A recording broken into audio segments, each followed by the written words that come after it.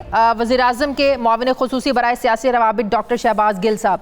अस्सलाम वालेकुम, बहुत बहुत शुक्रिया डॉक्टर साहब आपका। डॉक्टर साहब, सबसे पहले तो पूछना हम आपसे ये चाहते हैं, गर्मी उरूज पर है, जून का महीना है, 22-22 घंटों की लोड शेडिंग हो रही है। आपके अपने वज़रा जो हैं आप अपनी हुकूमत पर बरस रहे हैं, वो कहते हैं हमाद अज़हर को तो खुद नहीं पता कि कितनी लोड शेडिंग हो रही है। KPK में आवाम से जाकर पूछ लें, 22-22 घंटों की लोड शेडिंग हो रही है। क्यों इतनी लोड शेडिंग हो रही है सर? इतने गर्म मौसम में स्कूलों में बच्चे बेहोश होना शुरू हो गए हैं। जी बहुत शुक्रिया आपका शाजिया। आपका सवाल बिल्कुल जायज़ है। आजकल टेम्परेचर बहुत ज़्यादा है, गर्मी है। हमारे मुल्क में बहुत वाफर बिजली है, कैपेसिटी से बहुत ज़्यादा है, लेकिन हमारे मुल्क में अनफॉर्चुनेटली बिजली के घर तो लगाए गए क्योंकि वहाँ से कमीशन मिलता था, उसकी तरसील का सिस्टम नहीं बनाया गया। इसको ऐसा समझें कि घर में आप एक बहुत बड़ा पंप लगा दें पानी वाला, लेकिन उसके साथ पाइप कनेक्ट ना करें जो पानी वहां से उठा के कहीं और लेके जा रहा हो।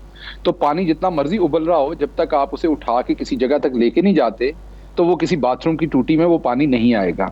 तो हमारा ये सबसे बड़ा सिस्टम जो तरसील का है, हमारी हुकूमत ने आके तकरीबन 70 अरब रुपए खर्च करके 4000 मेगावाट का उसमें कैपेसिटी का इजाफा किया। तो 21,000 से बढ़ा के हमने उसे 25,000 कर दिया।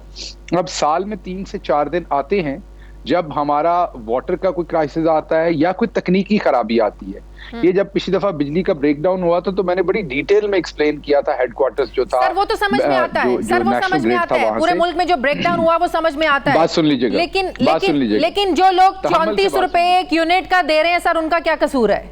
अब इसमें एक तकनीकी प्रॉब्लम आई है और तब बड़ी डिटेल से एक्सप्लेन किया था, और मेरी भी पहली दफा लर्निंग हुई थी कि जब मुल्की लेवल पे तकनीकी प्रॉब्लम आती है, फंडामेंटल इशू आता है, तो उस टाइम ऐसा नहीं होता कि आप बटन दबाते हैं तो कोई एक बिजली घर ऑन हो जाता है और वो बिजली देना शुरू हो जाता है। जब आप, क्योंकि आपने फ्रीक्वेंसी को एक ही जगह पे रखना होता है बिजली की, तो डिमांड एंड सप्लाई जो है उसमें बहुत ज्यादा फ्लक्चुएशन नहीं आप कर सकते, इसलिए आपको लोड शेडिंग करनी पड़ रही है। आपके पास बिजली घर तो बहुत सारे हैं, अब उनको स्टार्ट किया जाएगा, नेशनल ग्रिड में लाया जाएगा, it's gonna take time. Sir आप 3 से 4 चीजों को कंफ्यूज कर रहे हैं। एक तरफ आप कह रहे हैं टेक्निकल प्रॉब्लम है, दूसरी तरफ आप कह रहे हैं जो है तरसील का निजाम दुरुस्त नहीं है, तीसरी तरफ आप कह रहे हैं कि डिमांड एंड सप्लाई का फर्क है। मसला का है, डिमांड एंड सप्लाई का फर्क है, तलब ज्यादा है, पैदावार कम हो रही है। तीनों एक ही चीजें हैं, ये तीनों एक ही चीजें हैं। आपको इसकी, क्योंकि ये अगेन एक टेक्निकल इशू है। मैंने जैसे कहा कि जब तक मैं नेशनल ग्रिड में नहीं गया था मुझे भी इसकी समझ नहीं थी और मैंने वहां सीखा। मैं आपको यही बताने की कोशिश कर रहा हूं कि हाइड्रो से हम इस टाइम हमारी बिजली से वो ड्रॉप हो गया हाइड्रो। अब ये एक तकनीकी प्रॉब्लम आ गई कि हाइड्रो ड्रॉप हो गया। अब आपकी फ्रीक्वेंसी आपने मेंटेन रखनी है, आपके शो का टाइम बहुत कम है, मैं वो फ्रीक्वेंसी आपको एक्सप्लेन नहीं कर सकता।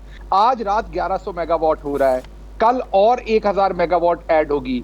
मैं यही आपको समझाने की कोशिश कर रहा हूं कि मुल्की लेवल पे ये स्विच नहीं है कि आप ऑन करते हैं तो फौरन बिजली आ जाती। हाँ, अगर 10-15 दिन ये लोड शेडिंग रहे तो फिर आपके ये सारे सवालात दुरुस्त है। 1, 2, 3 दिन ये तकनीकी प्रॉब्लम है जिसको सॉल्व किया जा रहा है। आज 1100 मेगावाट आज रात ऐड हो जाएगी जो हमारी तकरीबन जरूरत को पूरा कर देगी। अगले 2-3 दिनों में अजाफी बिजली ऐड हो जाएगी और हम सरप्लस पे चल रहे होंगे। ये बात आपको समझाने की कोशिश कर रहा हूं, और उसकी वजह ये है कि हमारा सिस्टम इतना आउटडेटेड है। जैसे हमारा रेलवे का अभी हुआ है, जो एक हादसा हुआ है, वो उसकी वजह ये है कि हमने रेलवे पे इन्वेस्ट नहीं किया ओवर द ईयर्स, हमने तबाह कर दिया उस पूरे सिस्टम को। चले सर, पूरा सिस्टम तो आप 3 सालों में ठीक नहीं कर सके। सर मेरी भी सुन लेना।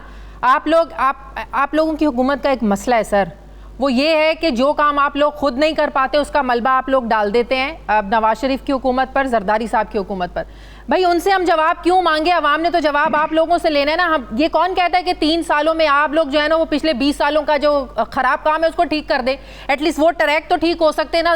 इन 3 सालों में वो ट्रैक ठीक नहीं हो सकता था जिस पर ये एक्सीडेंट हुआ। 3 साल में आपका नया ट्रैक वहां पर नहीं बिछ सकता। आप ML1 लेके आ रहे हैं, अरबों रुपए का वो मंसूबा लगना है, और हम एक गरीब मुल्क है, हमारे पास रेडीली इतना पैसा अवेलेबल नहीं है। हम बिल्कुल नवाज शरीफ की गवर्नमेंट की तरह नहीं है कि कर्जे लेकर मुल्क को डबोते जाएं। हम जो मुल्क के रिसोर्सेज हैं उसके अंदर रह के प्रोजेक्ट लगाते हैं।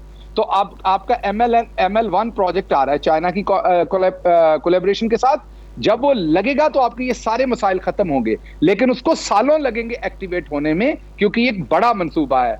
اب آپ کہہ رہی ہیں یہ 3 سال میں نہیں ہو سکتا تھا، بالکل نہیں ہو سکتا تھا، کیونکہ اس کی فیزیبلٹی بننی ہے، انٹرنیشنل کنسورشیم ہے، ان کے ساتھ ڈیلز ہونی ہے، بڈز ہونی ہے، رولز اینڈ ریگولیشنز ہے، تو یہ 3 سال میں پٹڑیاں چینج نہیں ہو سکتی تھی. تو سر یہ جو آپ کے وزراء پھر قومی اسمبلی میں آ کر کہتے ہیں کہ گالیاں تو ماؤں بہنوں کی ان کو پڑتی ہیں، چاہے وہ لوڈ شیڈنگ کا معاملہ ہو، چاہے وہ مہنگائی کا معاملہ ہو، چاہے آپ لوگوں کی اوور آل کارکردگی کا معاملہ ہو. اب یہ بات اینکرز تو ٹی وی پر بیٹھ کے نہیں کرتے، یہ تو قومی اسمبلی میں بھانڈا پھوٹتا ہے. آپ لوگوں کے خود لوگ جو ہے نا وہ پوری دنیا کے سامنے کرتے ہیں، اور پھر جب اپوزیشن ڈیسک بجاتی ہے تو ہماد اظہر صاحب کہتے ہیں یہ تو بڑا آسان ہے ڈیسک بجوانا، بڑا آسان ہے اپوزیشن سے تالیاں بجوانا. تو ہر کام اینکر کے ذمہ ڈال دینا، اینکر کے سوالوں پہ ڈالنا، سب خود بھی اپنی بھی لوگوں کی کارکردگی کا کچھ جواب دینا آپ لوگوں کو بھی آنا چاہیے. شہباز گل صاحب میرے ساتھ ہے، مسلم لیگ نون کے رہنما ماہر قانون سینیٹر اعظم نذیر تارڑ صاحب مجھے جوائن کر رہے ہیں. السلام علیکم، بہت بہت شکریہ اعظم نذیر تارڑ صاحب آپ کا، تھینک یو ویری مچ. سر آج اسلام آباد ہائی کورٹ میں جن کیسز کی سماعت ہو رہی تھی العزیزیہ فلیگ شپ، آپ نے کہا کہ اپیل کنندہ نہ ہوں تو اپیل نہیں سننی چاہیے، لیکن اپیل کرنے والے موجود نہیں تو کیا کریں، ایسا عدالت نے کہا. تو سر اس بات کا تو کسی کو بھی نہیں پتا کہ نواز شریف صاحب نے کب آنا ہے. جب ہم مسلم لیگ نون کے رہنماؤں سے، آپ لوگوں سے بھی بات کرتے ہیں تو صرف ایک ہی جواب ملتا ہے کہ جب ان کا علاج ہوگا تو وہ آ جائیں گے. لیکن پھر تنقید ہوتی ہے کہ علاج کے لیے نہ وہ کسی اسپتال میں داخل ہیں، نہ کوئی رپورٹ حکومت کہتی ہے کہ جو ان کا علاج ہو رہا ہے اس حوالے سے کوئی، نہ آپ لوگوں نے عدالت میں کوئی ریکارڈ دیا ہے، نہ حکومت کو آپ نے کوئی ریکارڈ دیا ہے. تو کیا پھر کوئی خاص ٹائم فریم عدالت کو بتانا نہیں چاہیے کہ کب آئیں گے، کب پھر اپیل عدالت سن سکتی ہے؟ سر کیا اس کا سر وہ حل ہے؟ بہت شکریہ شازیہ. ایک تو میں تھوڑی کلیریفیکیشن دے دوں کہ میں میاں نواز شریف کے وکیل کے طور پہ پیش نہیں ہوا وہاں پہ. آج سے 15 روز پہلے ایک پیشی کے سلسلے میں وہاں پہ موجود تھا، جب عدالت نے اسی کیس میں مجھے پوڈیم پہ بلا کے تو انہوں نے کہا کہ آپ کیونکہ کرمنل سائیڈ کا کام کرتے ہیں اور ہم نے کچھ آرڈرز پاس کیے ہیں میاں نواز شریف کی اپیلز میں، تو آپ اس میں ہماری قانونی معاونت کرے as a friend of the court. صحیح. میں نے اس روز بھی یہ عرض کی تھی کہ میرا کیونکہ ایک سیاسی جماعت سے اب تعلق ہے اور میں ان کے کیسز کرتا رہا ہوں، تو میرے لیے شاید انہوں نے کہا کہ جی نہیں آپ ضرور اس پہ اسسٹ کرائیں گے کورٹ کو، اور ہمارے لیے عدالت کا جو حکم ہے وہ حکم نہیں ہوتا ہے اور یہ عزت کی بات ہوتی ہے اگر اس طرح کی صورتحال ہو. تو میں میاں نواز شریف کا بریف ہولڈ نہیں کر رہا جی. اس کیس میں میرے ذمے جو لگایا گیا تھا وہ صرف یہ تھا کہ میں جو پاکستانی جورسڈکشن میں Lahore high court, Peshawar high court, Quetta اور کراچی کی جو پریسیڈنٹس ہیں، یعنی کہ جو نظائر ہے کہ اس طرح کی صورتحال میں جو کہ عام کیسز میں کیا جاتا ہے وہ اکٹھی کر کے عدالت کے روبرو پیش کروں، اور آج تک جو سپریم کورٹ آف پاکستان نے اس طرح کے کیسز میں جو فیصلہ جات دیے ہیں وہ عدالت کے سامنے رکھوں. صحیح. تو 2 طرح کے فیصلے آئے. تقریباً جو 90% کیسز ہیں ان میں عدالت ایسے حالات میں آئین کے آرٹیکل 4، 9، 10 اور 10(a) کو سامنے رکھتے ہوئے کہ غیر حاضر شخص کا کیس نہیں سنتی تا وقت ہے کہ وہ آنا جائے، اور کیونکہ اس میں کسی کا کوئی نقصان نہیں ہے، میاں نواز شریف کنوکٹڈ ہے، میاں نواز شریف ڈسکوالیفائڈ ہے، لہٰذا اگر ان کی اپیل 10 سال یا 100 سال بھی نہیں سنی جاتی تو کسی کا کوئی اچھا، اس کا مطلب ہے کوئی ٹائم بار نہیں ہے، پھر عدالت یہ بھی نہیں پوچھ سکتی کہ آپ ٹائم فریم دیں کہ کب تک آئیں گے وہ؟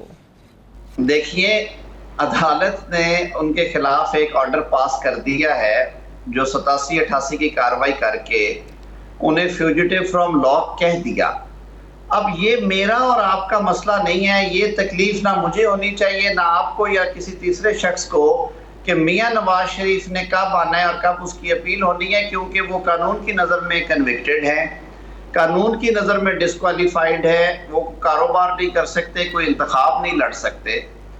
اب ان کی ایگزیکیوشن جو باقی سزا کی اس صورت میں ہوگی جب وہ پاکستان ان کو لایا جائے گا یا جب ان کی اپیل سننے کے بعد اس کے خلاف فیصلہ دے دیا جائے گا. سر صحافی کے طور پر، اینکر کے طور پر یہ سوال پوچھنا تو سر ہمارا حق ہے کہ جن سرکمسٹانسز میں نواز شریف صاحب گئے تھے علاج کی غرض سے، اور پھر جب مریم بی بی یہ کہہ چکی ہوں کہ وہ کیا کریں آ کر، انہیں تو یہاں پر انصاف ملنے کی توقع ہی نہیں ہے، جس سے یہ میسج دیا گیا کہ پھر وہ علاج کی غرض سے نہیں ہے، شاید وہ اس لیے نہیں آ رہے ہیں کیونکہ ان کے ذہن میں ہے کہ دوبارہ ان کو جیل ہو جائے گی، ان کو انصاف نہیں ملے گا، انہیں سزا بھگتنی پڑے گی.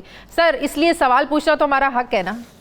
نہیں بالکل آپ کا حق ہے، اور میں نے اس لیے شروع میں وضاحت کی کہ میرا جو اس وقت جو ڈیوٹی میں دے رہا ہوں عدالت کے سامنے، میرا اس کیس میں نواز شریف کے وکیل کے طور پہ کوئی رول نہیں ہے، نہ میں ان کا بریف ہولڈ کرتا ہوں، نہ ہی اس کیس میں میں ان کا وکیل تھا۔ مجھے عدالت نے جس طرح نیب میں انہوں نے بھروانہ صاحب جو ان کے ایڈیشنل پروسیکیوٹر ہے انہیں کہا کہ آپ معاونت کریں، اور کیونکہ خواجہ حارث صاحب اب پیش نہیں ہوتے میاں نواز شریف صاحب کی طرف سے، اور کیونکہ جو امجد پرویز صاحب ہیں وہ مریم نواز اور کیپٹن صفدر کے وکیل ہیں، تو میں اس دن عدالت میں موجود ہونے کی وجہ سے اس ڈیوٹی کے لائق سمجھا گیا، اور عدالت نے کہا کہ آپ نے ہمیں صرف لیگل ایشو کے اوپر اس پوائنٹ کے اوپر اسسٹ کرانا ہے۔ اور میں شاید سمجھا نہیں پا رہا، یہ ایک بڑی کنسسٹنٹ پریکٹس ہے کہ کورٹس لائرز کو اپوائنٹ کر دیتی ہیں آنرری طور پہ کہ آپ عدالت کی معاونت کریں اور دکھائیں کہ کیا قانون ہے اس بابت میں۔ میں نے صرف تصویر کا ایک رخ پیش نہیں کیا،